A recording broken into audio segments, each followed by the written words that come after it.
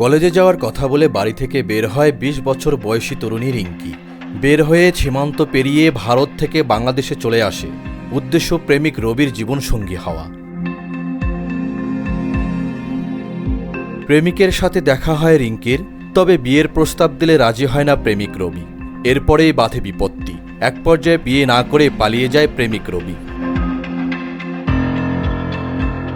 প্রেমিক পালিয়ে যাওয়ায় ভেঙে পড়ে মা বাবা ফেলে আসা সীমান্ত পাড়ি দিয়ে পালিয়ে আসা রিঙ্কি। কোনো উপায় না পেয়ে ঘটনাটি পুলিশকে জানায় এলাকাবাসী। পুলিশ বিজিবিকে জানালে যোগাযোগ করা হয় ভারতীয় বিএসএফের সাথে। ভারতীয় পুলিশ ও বিএসএফের সহায়তায় খবর দেওয়া হয় পালিয়ে আসা রিঙ্কির পরিবারকে।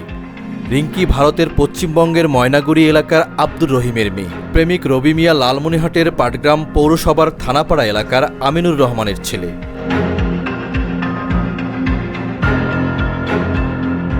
অবশেষে টানা ৫ দিনের নাটকীয়তা শেষে লালমনিরহাটের বুড়িমারি স্থলবন্দর ইমিগ্রেশন চেকপোস্ট দিয়ে রিঙ্কিকে ফেরত দেওয়া হয় তার বাবার কাছে।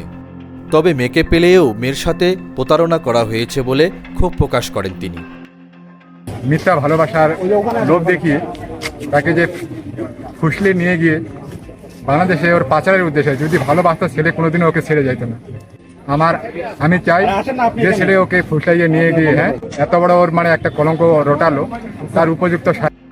এমন প্রতারণার শিকার যেন আর কেউ না হয়, এমনটি প্রত্যাশা সকলের। বর্ণমালা নিউজ ডেস্ক।